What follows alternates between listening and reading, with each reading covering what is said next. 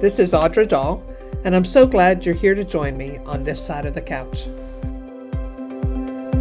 Today I have with me Katy Brooks, and Katy is one of my LPC Associates that came to me as a practicum student looking for a site to do her practicum work, which is the last 2 semesters of getting a graduate degree in counseling. So I guess somebody told you to come see me or something. I don't know. I even know exactly how you came to Rush Creek, but I do remember the first time meeting you and being aware of how great a counselor you would be. I had no doubt about that then, and I have no doubt about it now. And so I'm just super pleased that you chose to stay with us. I think I lobbied pretty hard to keep you here. And I'm super glad that you did, and I'm glad you're here today with this podcast. And you had been saying that you have had people in your office asking, what's the difference between feelings and emotions, and how exactly do I have my feelings, and it all kind of gets convoluted up. So tell me what you have learned about that, how you explain this to clients. Yeah, well, I think that God has designed us to be worshipers, and He has created us to naturally love. And so emotions are an expression of what we love and what we value. So that's how I would define an emotion. And there's, depending on like who you look at, theorist-wise, there's 5, 6, 7 different main emotions at the core. And I think God in Scripture has clearly shown in multiple different texts that Jesus had emotions, that God delights in us. He has emotions. So that's evident that he himself has emotions. And then the expression of those emotions can come out in feelings. So they can show up in feeling relaxed when I'm with my best friend. I can feel happy when I'm playing with my son. I can feel super nervous when I'm thinking about doing something new. So the feeling happens more viscerally, more at the level of the body.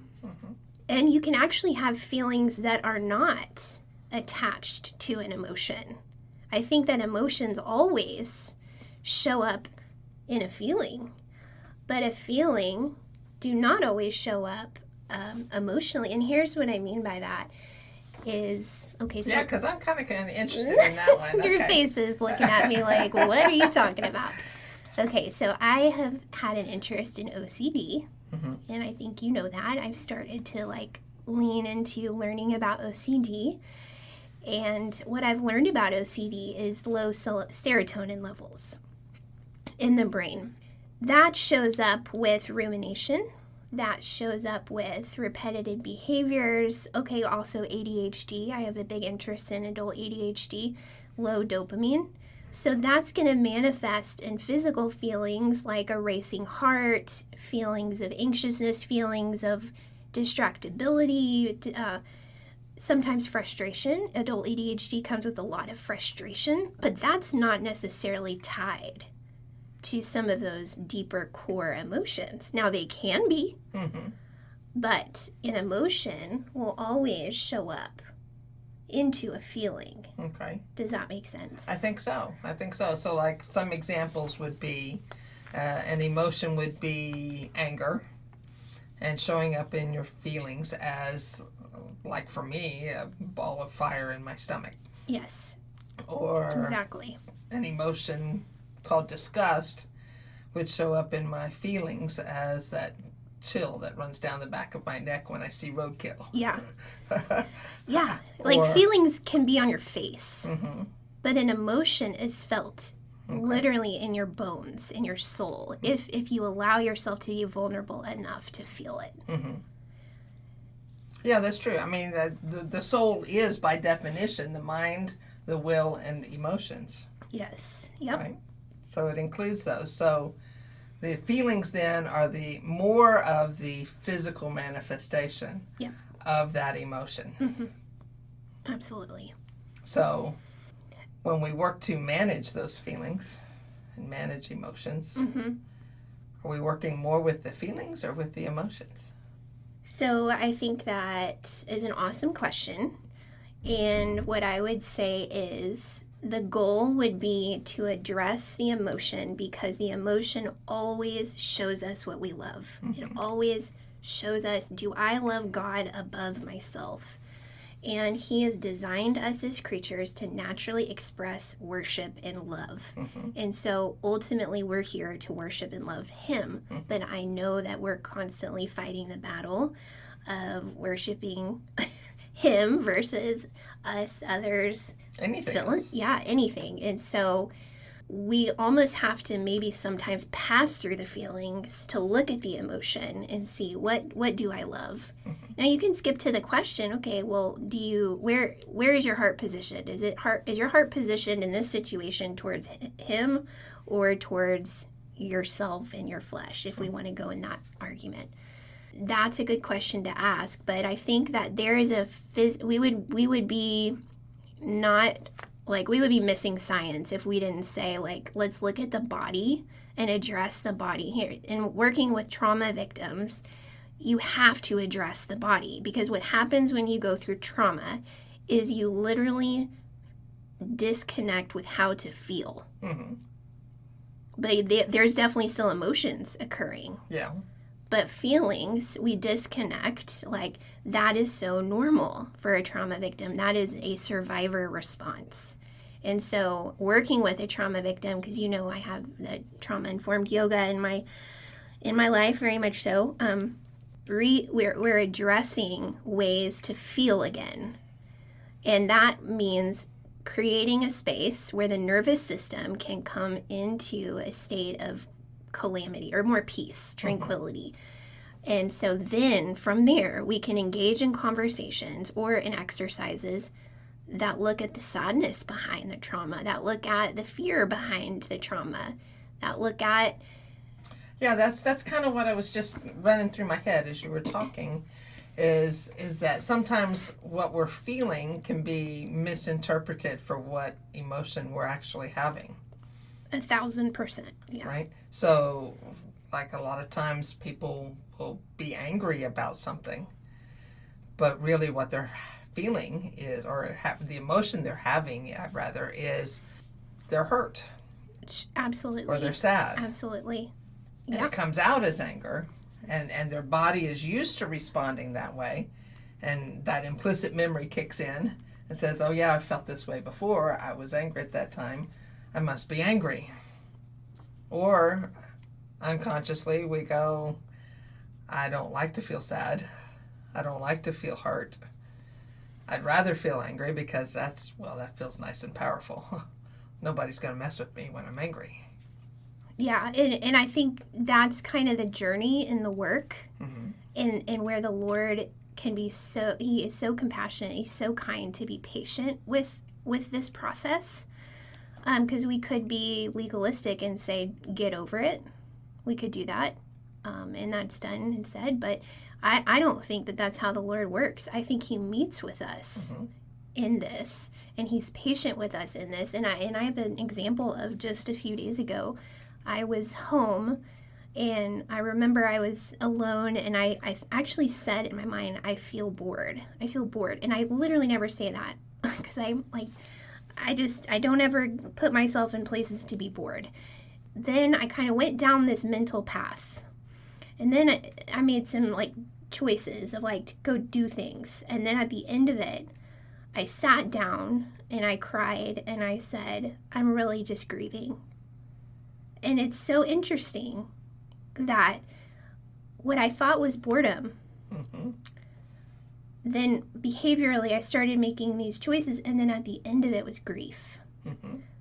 And it was grief all along. So it's that's a journey. That is work. That is really deep work that the Lord is He sees it, He's gracious in it, and I could have been really hard on myself, but I actually offered it up as a sacrifice. And I think that's what we can do with our emotions and feelings, is we can see them as a holy invitation to meet with God and say, I don't really know the root of it. I don't really know all the things, but I know that something's here. And will you meet with me here? And all we're doing is we're going back to what we really should love, which is God. And I think that's what makes it cool, is instead of saying emotions and feelings are bad and they're a distraction and they keep us stuck, no, actually, they're a holy invitation to meet with God and to be refined and sanctified and held with his love and compassion for us. Absolutely. And ultimately glorified. Yeah. Sometimes we run from our feelings. A lot of times. A lot of times. I know Or hide them. I'll put myself in there. Hide. Back in August, I lost 2 mother figures to me within 2 weeks. And it was hard. Mm-hmm. But all I knew is I wanted an M&M Blizzard from Dairy Queen. That reminds me of the boredom, and it's just something exactly. to something tangible to feel like I'm kind of nurturing myself in that moment, right? Yeah. Which I'm not. I mean, well, don't make any mistake. I love my M&M Blizzard, but I have learned that grief tastes like a blizzard to me. Yeah. And it just, for whatever reason, there is that association for me. Even when I had to put my dog down earlier last month. Right. That was an M&M Blizzard. I don't ever get them other than when I'm sad now. You know, it's crazy. But it's how I run from it. Uh-huh. And it feels like it feels in the moment like I am nurturing and taking care of myself by giving me something that feels good. I feel better and all of that. But it's a very short-term solution to a long-term issue. And I'm curious if you think that that's like a bad decision. It's not a helpful decision. Because really what I need to be doing is running to God. But I'm just running straight up to Dairy Queen. Running straight up to Dairy Queen. Well, you know, and this is the part of me that, like, I hear that story and I'm like, yes, I can see the part where you're saying you run, and I agree with that could be true. But then there's the side of Jesus that I think about where he sees our humanity and he sees our efforts to try to regulate ourselves in any way, grasping for straws to feel better. Mm-hmm. And I think that he has compassion for us as we learn these things about our coping mechanisms and what do we run to. And at times they are rooted in sin, and at times they might just be rooted in our humanity. Yeah, I have learned enough about myself that if I sit here and go, you were terrible, that was a terrible decision, and you know, and do all of that, it just pushes me more towards another blizzard. But if I just recognize it as this is what I did, and is there a better route, that's way better for me. And I can focus on that, and next time, hopefully it's not a blizzard. And I run to Jesus instead, first. I still ran to him. I just didn't run first. Mm-hmm. That's the God honest truth on that, unfortunately. But it is what it is. Mm-hmm. And I recognize it, and so it's just part of work with dealing with emotions that we don't like to feel. We have to be honest with ourselves enough to be able to say, I didn't do it the way I really wanted to, but I can do it better next time. Yeah. I think it's very similar to the way that God treats us. Mm-hmm. That mercy that he has for us time and time again. And if he has that for you, then you're free to have that for you and for others. Yeah. Yeah. So Psalm 62:8 says, trust in him at all times, O people. Pour out your heart before him. God is a refuge for us. Love this verse. Love that he is our safety to both run to for healing and being with our emotions, but also, I mean, he is our source of peace. He doesn't create peace, he is peace. Mm-hmm. And ultimately our gaze going back to him is the best kind of emotion. And you can hold other emotions. I mean, you can have other emotions, not just the happy ones. A life well lived is one that you go through all of them. You move through all of them resiliently. So here's an interesting question. Okay. It seems perfectly natural, just as a human being, to want to avoid the negative feelings, because who wants to feel something negative, right? But have you ever seen people who run from the good feelings? Never. I don't. I have. That it was too scary to feel something positive, too foreign feeling. When's the other shoe gonna drop if that happens? Oh, okay. Yep. That's me. Sometimes, yeah. That Brene Brown calls that foreboding joy.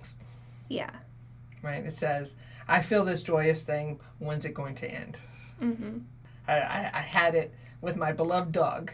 Best dog ever, ever, ever. Best dog ever. But people in my family will tell you I've been looking for a long time for her to die on me. Oh, she's beautiful. It's going to suck when she dies. Yeah. No. Okay. Yes. To Right. your question, the answer is yes. And I definitely have seen it, and I definitely go through that. And what I've learned about that is it's a defense mechanism. You try to feel it before it happens so that when it does come, you know how to metabolize it. You know how to process it. And Is that a true thing, though? no, because I think you've actually said to me, like, you're literally hurting your own feelings before so that it doesn't hurt as bad later. Yeah. And I'm like, oh, absolutely, I am doing that 1000%. I am creating a scenario in my head that I could feel prepared for by feeling it in my own way. And that's just not living in real time. Right. That's not living in reality. But for some people, feeling that joy, feeling happy, feeling any of the positive stuff is a vulnerability because they're not used to it. To me, it also says there could be shame at play. Like, you don't deserve to feel happy Oh, yeah. because you are this, that, and the other. You don't deserve to feel happy. So, where maybe someone else has told them that. Maybe that's the narrative of their life. There's that in their history. So they're working against an upbringing, a childhood, a specific relationship. And that's hard to unwire or rewire. That's really hard. Yeah. Step by step, though. Start recognizing it's okay to feel this joy. It's okay to feel sad. It's okay to feel angry, even if we don't tear something apart. It's okay to feel hurt. It's okay to feel all of the things, and we can feel them, and we can withstand them. Right? Anxiety kicks in a lot, I think, with people when they think they can't tolerate what they're feeling. And it's a lie. Because all we got to do is just sit. What's it going to do to us? We just need to sit through it. That's a hard thing to do, though. It's one of the reasons why I love doing brain spotting, because you build a tolerance to feeling all of these emotions. It's an intense process. But they learn, oh yeah, I can handle that. It's no fun, maybe. But I can tolerate it, and it's okay. Well, it takes me back to the Psalm 62 verse. Trust him at all times. No matter what you feel, trust him. God is a refuge for us. Pour your heart out before him. He doesn't say, come with this emotion, this feeling, and that story, and it said this way. No, come with everything, all of your brokenness, all of your pain, all of everything, and just come, and I will meet you. Yeah. It's beautiful. And that's why I think emotions are okay, because if you allow it, they always will pull you back into Jesus. And our gaze turns back to him as opposed to our problems, as opposed to even the feelings. Like, if we can get back to him who will meet all needs and look at him, then we'll eventually, like, that's the blessing, even if the thing doesn't get better. Love it. I think that's a good place to end for today. Okay. Thank you for having me. Thank you for being here. This was really fun. I'm glad you joined me. Thank you so much. Bye. Bye. Katy Brooks does trauma-informed yoga. She also has her own website and blog that she is doing. So if you would like to get more information on Katy, both about her website and where is she teaching yoga and stuff like that around the DFW Metroplex, please definitely go to meekandmindful.org. Meek and Mindful. It's a biblical approach to mindfulness, and it's a blog where she fuses together a love for God, the body, and the soul. So I know it will bless you, so be sure and go check that site out. Thanks so much for joining us on this side of the couch today. If you think it's been worth your time and energy, please like and subscribe and share it and tell your closest 10,000 friends. If this show has revealed that you could benefit from counseling, then the next step is certainly finding the right counselor for you. If you're in Texas, the Rush Creek Counseling Center is ready for you. Give us a call at 817-704-6991 or visit our website at rushcreekcounseling.org. That's Rush, R-U-S-H, Creek, C-R-E-E-K, counseling.org. If you are outside of Texas, I still encourage you to seek out a counselor and step onto that path of healing. Now go have an awesome day.